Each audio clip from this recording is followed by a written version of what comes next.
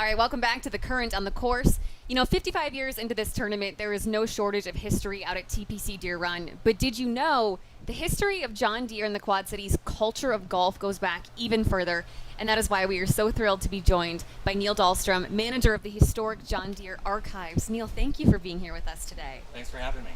I want to go back to long before this tournament was even a thought in someone's head. How does John Deere and his family tie into one of the first golf clubs in the entire country? We'll go back to two family members, John Deere Cady, his grandson, and Burton Peak, his great-grandnephew, co-founders of the Rock Island Arsenal Golf Club in 1897. So tell us more about Jack.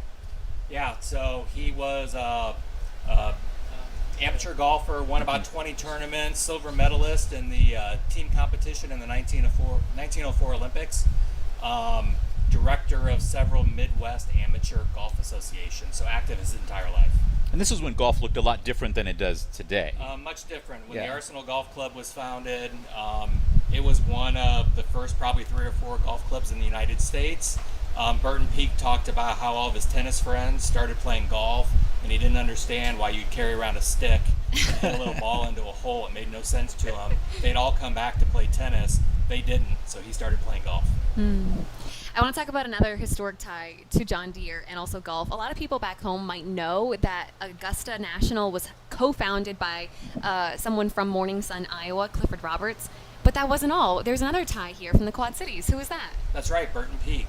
A historian at Augusta National once said he hit more golf balls at Augusta National than anyone in history. Wow. But he was one of the early members, one of the first 75 members at Augusta National after it opened in 1932. And one of the 2 cottages originally built as part of Cottage Road today is the Peak Cottage. As we think about more recent history, tell us a little bit about the history of this particular tournament and how it came to be, and in particular how John Deere got involved. Well, of course, the tournament's been around for 55 years, number 26 of the John Deere Classic, and really the PGA was looking for a more professional venue in the late 1990s, approached John Deere. The current course was on Deere family property. It was the Hewitt farm. They raised Arabian horses. Tish Hewitt actually participated in 4 or 5 Olympic Games as an Arabian horse trainer. So very historic ground here, connected to the Deere family, and of course we're just privileged to have the tournament here. And you have a lot of pieces of tournament history in the archives themselves. First of all, where are the archives and what kind of things do you have in there? Yeah, the archives is located in East Moline. The archives actually turns 50 years old this year. Wow. Oh, wow. Deere's 189 years old, so a little history passed before we started keeping all of these things. But a lot of photographs, things like golf balls with John Deere logos on them from the 1950s and 60s, golf clubs that are promotional items, and of course we track the history of the John Deere Classic as well.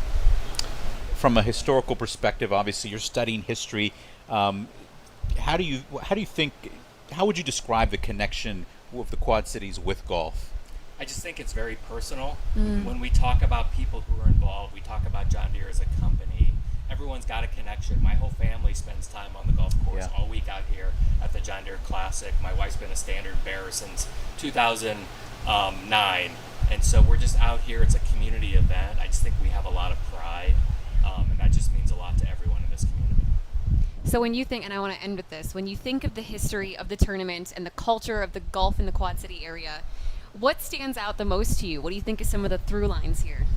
I just think you never know who's going to have a great first day, and you definitely never know who's going to have a great 4th day and pull out a victory. A lot of first-time winners, of course, a lot of magic with Spieth and others, so you just never know what you're going to find here at the Classic. I'm always cheering for the underdog, and it always motivates me to go out and play around. Neil, you have one of the coolest jobs, I think, in the entire Quad City area. Thank you so much for joining us today and sharing some of this history with us. Thank you. All right, thanks, Neil.